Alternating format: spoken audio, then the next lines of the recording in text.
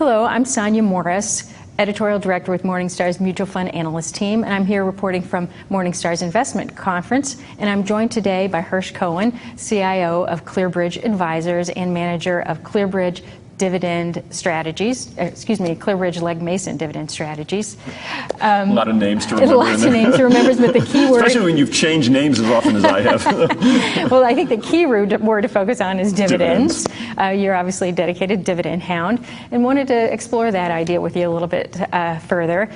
People seem to be clamoring for income wherever they can get it. They're going to REITs and closed-end funds. One area that they seem to be ignoring are dividend-paying stocks. Can you talk a little bit about why you think that's a good strategy for income-hungry investors to explore? Sonia, I scratch my head as to why people are ignoring them. Although when I dig a little deeper, I believe it's because people are nervous about stocks, and they think stocks are this risky asset category, which they can be, obviously, and we've had two big bear markets over the last decade.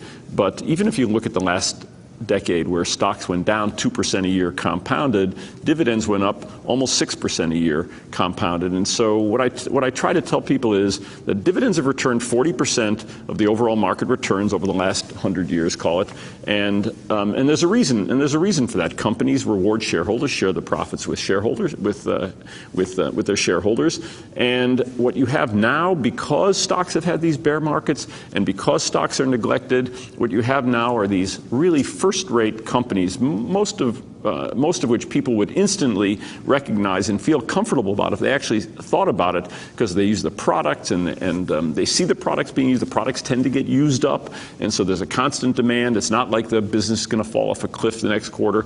And the returns, the upfront returns available on these companies now range from the low 2% up to 5 and 6% in some cases. And when you compare that to the risk-free rate of return, call it a 10-year treasury, call it a 5-year treasury, I just think it makes a lot of sense. And so people say to me, how can I get more income with no risk? You cannot get more income with no risk, but you can get more income with going a little bit up the risk scale without doing things that don't have as much transparency, don't have as much liquidity. You can really own, great companies today where they have terrific balance sheets, high return on equity, and sustainable rates of rising dividends. And that's a good thing. Mm-hmm. And rising dividends, too, I think is important to emphasize. You're not just looking at the size of the yield. You want to see that dividend can grow over time. If you just look for the size of yield and are not careful about choosing what you own, you can run into companies like GM or Kodak or somewhere where the dividends can get cut. So no, we're not just looking for the highest possible yield. We're looking for, in some cases, yields below 3%, but where the dividends have been raised every year for some protracted period of time. What about banks? How do you get comfortable that those dividends are safe with the opacity of the balance sheets? Yeah, I'm not comfortable with the big banks. I've never been a big fan.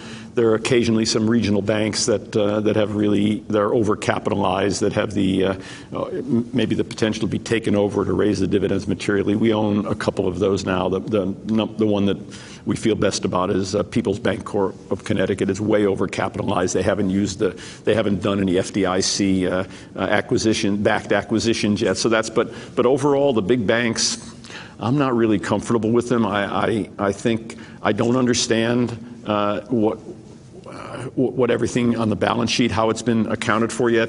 And I think, what is it telling you when the Federal Reserve is keeping rates at zero and telling you they're going to keep doing that?